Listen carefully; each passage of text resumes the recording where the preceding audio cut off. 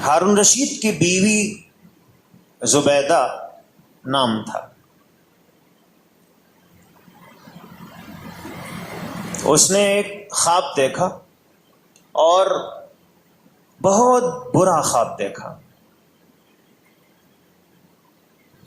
خواب دیکھا کہ وہ چوراہے پر ننگی پڑی ہوئی ہے.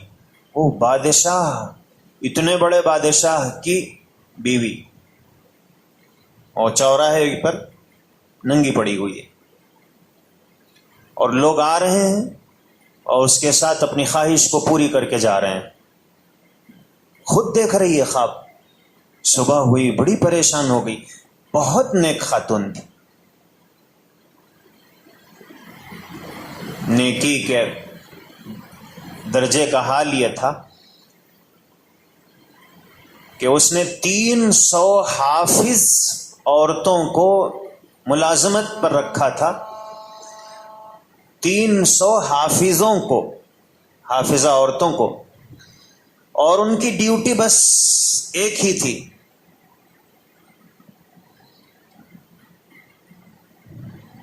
8 گھنٹے کی ڈیوٹی اس نے مقرر کی تھی، 3 شفٹوں میں، 100.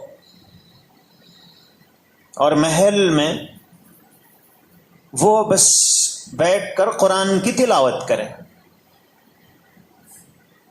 اس محل میں ہمیشہ قرآن کریم کی آواز آتی رہے. بس اس کے لیے ان کو تنخواہ دی جاتی تھی. 8 گھنٹے ڈیوٹی، کرنا کیا ہے؟ بس قرآن پڑھ لیتے بیٹھو. وہ اندازہ لگا سکتے ہیں کہ کتنے نیکی کے جذبے تھے ہوں گے. وہ چاہتی تو ناچنے گانے والیوں کو بلا کے محفل رقص سجا سکتی تھی، اور پتہ نہیں کیا کیا کر سکتی تھی.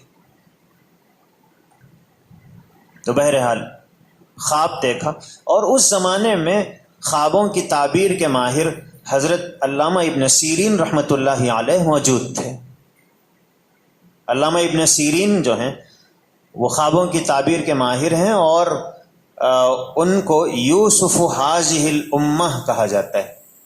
اس امت کے یوسف، حضرت یوسف علیہ السلام خوابوں کی تعبیر کی مہارت اللہ نے ان کو دی تھی، حضرت یوسف علیہ السلام.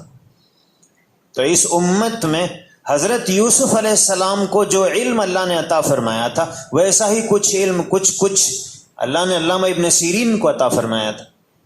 خوابوں کی تعبیر کے بڑے ماہر.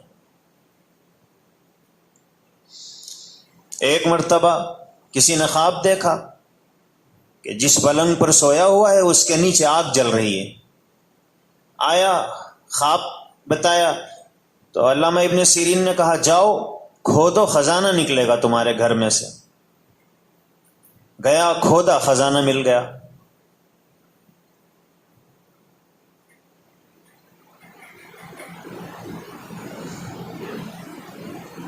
اور یہ جو ہمارے پاس مشہور ہے، یہ خزانہ رہتا تو انہیں آؤ آؤ بولتا، جان مانگتا. نہ ان کو جان مانگا نہ آؤ بولا، کھودے نکل گیا.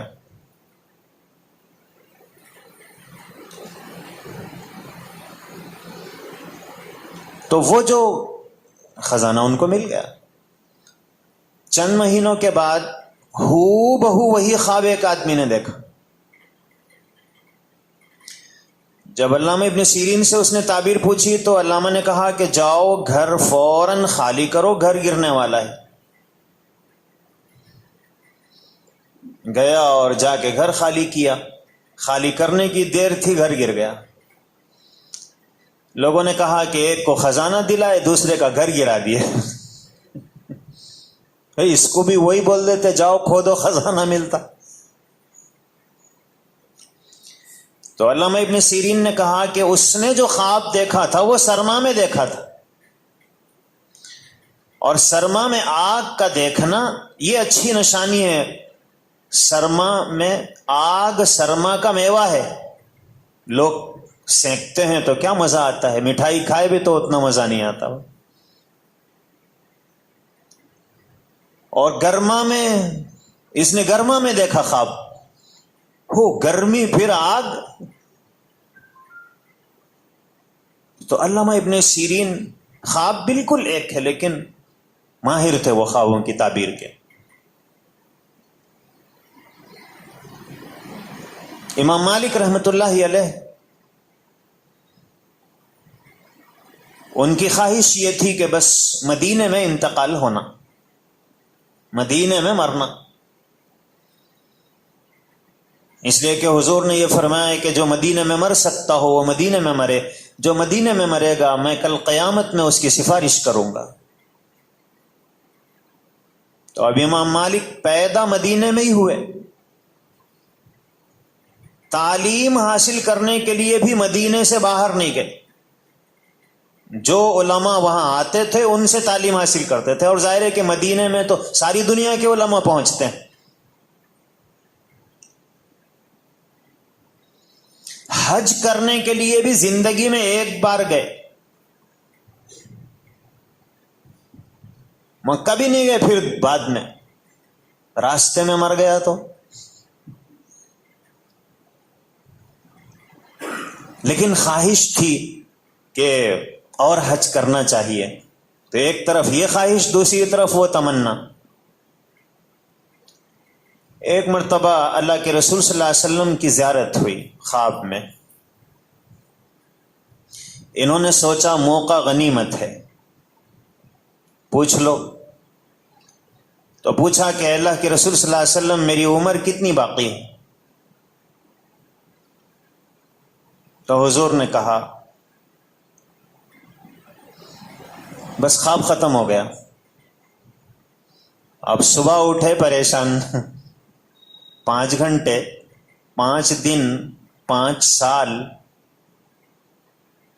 کتنے باقی، سمجھ میں نہیں آئے. تو اپنے ایک شاگرد کو علامہ ابن سیرین کے پاس بھیجایا کہ میرا نام مت بتاؤ، خواب بتاؤ اور تعبیر پوچھ کے آؤ.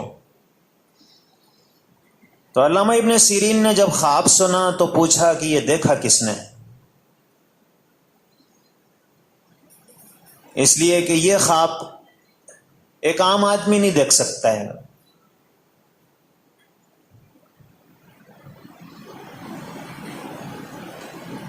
تو شاگرد واپس آیا، آ کر اس نے کہا کہ علامہ ابن سیرین تو دیکھنے والے کا نام پوچھ رہے ہیں. بولے بغیر اس کے میں صحیح تعبیر نہیں بتا سکتا ہوں.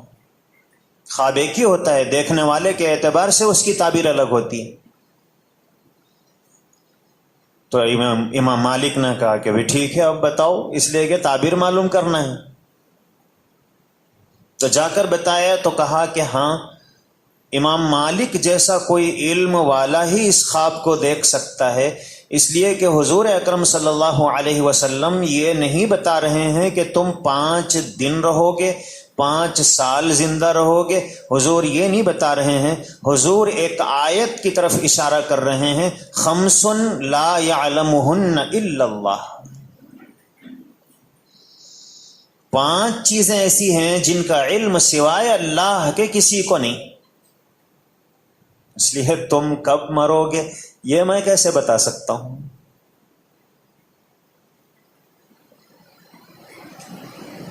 تو علامہ ابن سیرین خوابوں کی تعبیر کے بہت ماہر تھے. سلسلہ شروع ہو گیا تو ہم واپس آ جاتے ہیں، اس لیے کہ اسی پہ پھر 1 بج جائیں گے. تو علامہ ابن سیرین کے پاس زبیدہ نے اپنا یہ خواب اپنی خادمہ کے ذریعے پہنچایا کہ ابن سیرین سے پوچھ کر آؤ کہ اس کی تعبیر کیا ہے، لیکن میرا نام نہیں بتانا اس لیے کہ بہت برا خواب ہے. علامہ ابن سیرین نے جیسے خواب سنا تو پوچھا دیکھا کون؟ بولے اجازت نہیں ہے نام بتانے کی، میرے لیے خواب کی تعبیر بتانا مشکل ہے. تو گئی وہ خادمہ، اس نے زبیدہ سے کہا کہ صورتحال یہ ہے، تو اس نے کہا ٹھیک ہے بتا دو۔ تو جب بتا دیا تو امام مالک نے کہا کہ ہاں، کوئی ایسی بڑی خاتون ہی یہ خواب دیکھ سکتی تھی۔ اصل میں یہ خواب دیکھنے میں بہت برا ہے، لیکن اس کی تعبیر یہ ہے کہ اللہ تعالیٰ ان کے ذریعے کوئی ایسا کام لیں گے جس سے مخلوق فائدہ اٹھائے گی، ایک کثیر مخلوق کو فائدہ ہوگا۔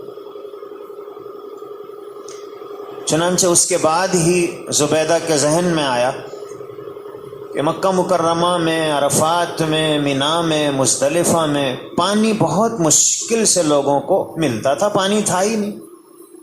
حاجی جو پانی اپنے ساتھ لے جاتے وہی پانی پینے کے لیے بھی، وہی پانی استعمال کے لیے بھی۔ اب ظاہر ہے کہ کتنا پانی اٹھا کر لے جائے گا آدمی،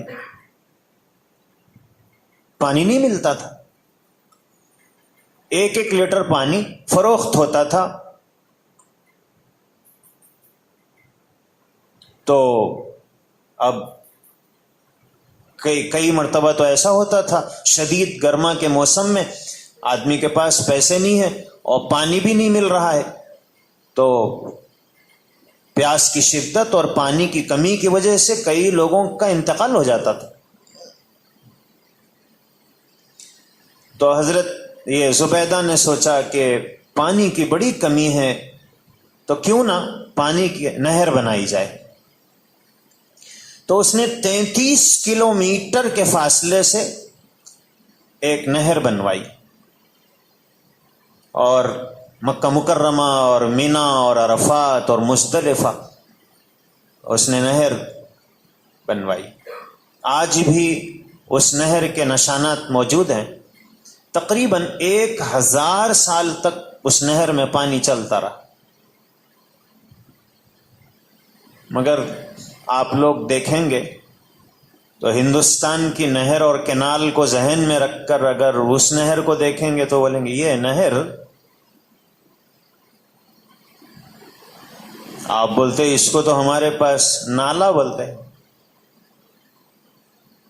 بہت چھوٹا سا، لیکن وہاں کے لیے بہت قیمتی تھا وہ۔ بہرحال زبیدہ کا جب انتقال ہوا، کسی نے خواب میں دیکھا تو پوچھا کہ زبیدہ اللہ نے تمہارے ساتھ کیا معاملہ کیا؟ تو زبیدہ نے کہا کہ جب میں اللہ کے پاس پہنچی تو اللہ نے کہا کہ زبیدہ تم نے میرے واسطے کیا کیا؟ تو میں نے کہا کہ اے اللہ، مکہ مکرمہ میں اور مینا اور عرفات میں لوگ پیاس کی شدت سے پریشان ہو جاتے تھے، میں نے نہر کھدوائی، نہر بنوائی، اور ہزاروں لوگوں کو اس سے راحت ملی۔ تو اللہ نے کہا کہ زبیدہ اس میں تمہارا کیا کمال ہے؟ تم نے صرف آرڈر دیا، چار مینار قلی قطب شاہ بنایا۔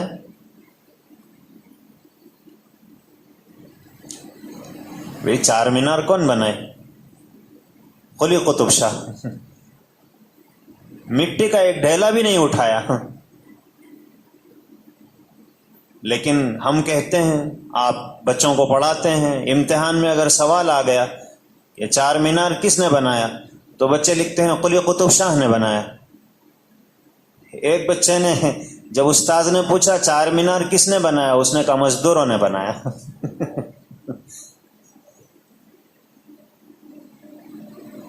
تو بنایا تو مزدوروں نے۔ تو اللہ نے کہا کہ زبیدہ اس میں تمہارا کیا کمال ہے؟ تم نے تو صرف ایک آرڈر جاری کیا تھا، پیسہ تو خزانے کا لگا، محنت تو مزدوروں نے کیا، تم نے کیا کیا؟ اب زبیدہ میں پوری زندگی میں یہ سب سے بڑا کام کری بلکہ خوش تھی، اور اللہ میاں اس کو ہی کنڈم کر دیے، تو اب سہم گئی۔ تو اللہ نے کہا کہ زبیدہ تمہارا ایک عمل مجھے بہت اچھا لگا۔ تو یہ سوچنے لگی کہ کون سا عمل؟ اللہ نے کہا کہ زبیدہ ایک مرتبہ ایسا ہوا کہ تم کھانے کے لیے دسترخوان پر بیٹھی ہوئی تھی اور نوالا تمہارے منہ کے قریب آ گیا تھا، لیکن اذان ہونا شروع ہوئی اور تم اس وقت اوڑھنی اوڑھی ہوئی نہیں تھی۔ جیسے ہی اذان ہوئی میرا نام تم نے سنا تو نوالا تم نے نیچے رکھ دیا اور فوراً اپنی اوڑھنی کو تم نے ٹھیک کیا میرے نام کے ادب میں۔ بس میرے نام کا تم نے جو ادب کیا وہ مجھے اتنا اچھا لگا کہ اس کی وجہ سے میں